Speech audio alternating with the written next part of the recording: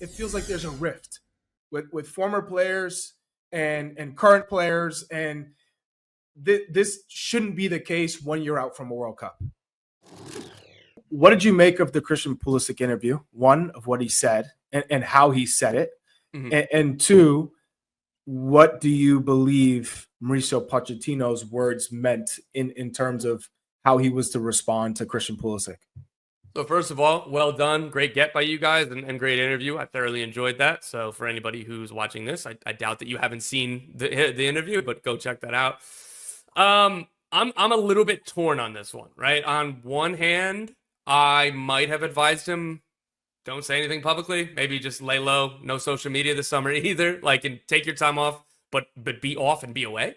But on the other hand, like, I respect him for coming out and feeling like he wanted to talk and give his side and give his feelings. And everybody has their right to do that. What I will say is, again, where I'm torn is I understand his sentiment for, listen, like, I will have no break if I play through the Gold Cup. Again, I'm not sure if I totally agree with it, but I can get the logic there. What I didn't love was one quote in particular where you guys asked him, "Hey, what was it like watching your teammates get killed by Switzerland the other night?" And he's like, "Man, I just wish I could be out there." It's like, dude, it's a little tone deaf. You were the one who chose to not be out there. You know what I mean? Like, that's not true, Tom. He said, dude, he could. No, stop it. I know, right? But you can't just go pick and choose. Hey, I'm going to play a couple friendlies and then bounce for the competitive tournament. All right. Well, so let me ask you, he chose Tom, not to be with this group.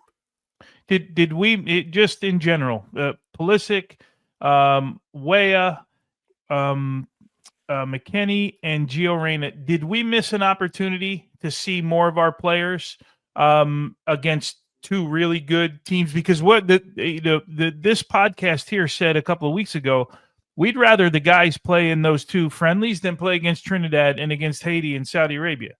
So did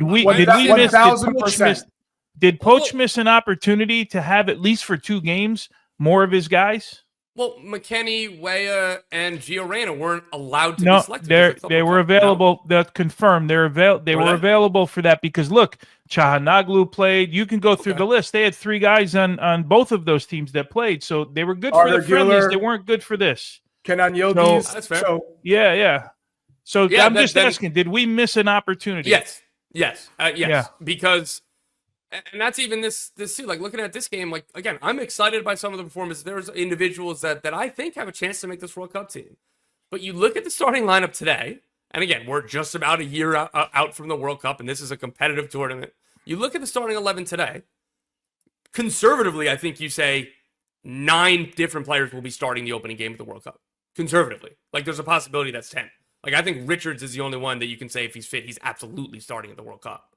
So we're like, yes, this is good, but, like, again, if Max Arfson plays really well against Trinidad and Tobago, does it have a big impact on the World Cup? I don't think it does at all. So no, I mean, to your point, I think it's a missed opportunity. Well, this is the thing for me. I'm curious, Tom. What's more important for Pochettino right now? Is it chemistry and cohesion, or experimentation? Chemistry and cohesion. So then you need a Christian Pulisic, a Tim Weah, a Weston McKennie, and a Gio Reyna. And from what we understand, Gio Reyna wasn't even up to the level in Nations League. That's why he didn't play. So if he didn't play from then until now, what's to say that he would even play or be involved if that were the case? So my question is then, why wouldn't you, if you want to set a precedent of saying, hey, you got to be here the whole time, friendlies and Gold Cup, unless your club is pulling you away and you can't be. So then we still should have seen Weston McKennie and Tyler and Timothy Weah. I have so much to say on this. Obviously, being a player that played way less games, way less important games, but also just when something happens in football, right? When something happens off the pitch, or when something happens to a guy's, I mean, I don't want to like get into too crazy rabbit hole here, but when something happens, we always go back and on TV and on these podcasts, we say it puts life into perspective, right? It's football's not everything at the end of the day. And when a human being tells you I can't be at my best if I play in these games. I need a break. He's your best player, by the way. The U.S. need him going to the World Cup. And he's telling you, he's leveling with you and saying, listen, I'll make the friendlies because I want to be at those, but I just need a break.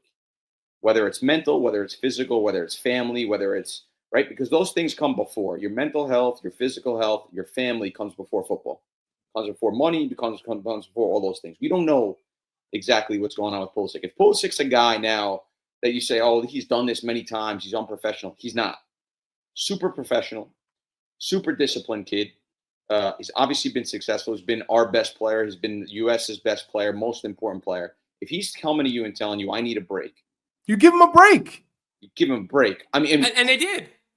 Yeah, no. Well, how did they give him a break? Did they come out and say how they give him a break? We don't want you for the friendlies. We don't. If you can't make the tournament, we don't want you for the friendlies. And I'm the head coach. And he came out earlier today, or was that yesterday? And he said, I'm the head coach here. And communication to me is so important. This is a guy you need moving forward. This is a guy who's not a bad guy. This is a good guy. Agreed. You gotta. I think in that moment, his inexperience coaching a national team showed. And in that moment, he's got to say, listen, if this guy needs a break, he needs a break. And I think we need to put that into perspective, because we talk about football, we analyze these games, we analyze these moments, but these are human beings. And when the best player in the country is telling you, I need a break because I played the most minutes I've played in the last 2 years, and I'm risking injury and I'm risking all these other things that we don't even know. And remember, he's gotten over all the injuries, right? He had all these little injuries here and there. My thing is this, Tom.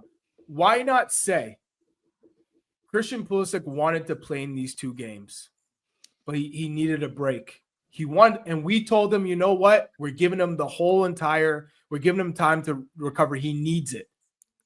He's our guy who's always shown up. He's worn the flag proudly. He's really helped this team grow. He's committed, but we need a reset. He needs a little reset button, and that's fine. But that wasn't the case. And now we have, Landon Donovan and Tim Howard, 2 of my teammates that I shared the pitch with these guys. They know what it means to be a part of this U.S. men's national team coming out. And now it feels like there's a rift with former players and current players. And this shouldn't be the case when you're out from a World Cup. Charlie and Grella, to your point, like the messaging and the man management, I think that's fair to criticize as well. To your point, like, in the inexperience on the international side, I think that makes a lot of sense here, because, like, hey, man, if this was at Chelsea, you'd say, all right, let's sell him. Let's go buy somebody else. Like, you can't do that with the national team. And that's why I've always preferred managers that are more pragmatic at the international level, because if you have a system and hey, this is how we're going to be, and if it works, like, everybody has to adapt to this. Like, you can't do that at the international level, because you can't go buy a new left back. You can't go buy a new forward. You have what you have. And Grella, to your point, like, you probably should have put your arm around him and said, hey, he's our guy, right? Like, I think that just shows, like, the underlying rift that must be there between Pochettino and Pulisic for both of these men, both leaders, to decide, I'm going to go out publicly. And that started with U.S. Soccer making it clear Pulisic asked for a break, and Pochettino, in his quotes, clear that Pulisic asked for a break. And then Pulisic feeling the need to defend himself, saying what he said, and then Pochettino again going back at him. The direct quote was like, I'm the head coach, I'm not a mannequin. Like, these are conversations I think that should be happening behind closed doors, and I think that we all lose. Tom, I agree. And I'll say this too. When you hire a national team coach, we hired Pochettino, right? The U.S. hired Pochettino, and we're like, wow, everyone was over the moon over it because we got a top quality manager, right?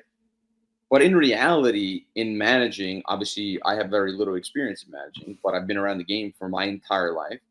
And you're getting paid for the tactical aspect of it. You're getting paid to evaluate players. You're getting paid to come in at a high level. You're Pochettino. You obviously have a high resume, good experience. But you know what you're getting paid for the most, especially in the international experience, is communication and relationships with your players. I'm hearing things, and again, I'm more of an outside fan. You guys are on this podcast every week, so you know a lot more than I do, and correct me if I'm wrong, but you get paid for your communication with players. I'm hearing reports that he doesn't even communicate with these guys, that he's not even talking to his closest guys. And to me, that's a red flag. Like we could talk about today, they had a great performance in the first half and they were fantastic and all these different pool players. And there's a million things to talk about, which is great. But I think at the end of the day, you've got to communicate with your best guys. I mean, in any business, in any relationship, on TV, in football, in any financial business, you're going to communicate with your best people and say, hey, listen, this is what we need and this is what we don't need. And the fact that he hasn't done that, to me, raises a couple red flags.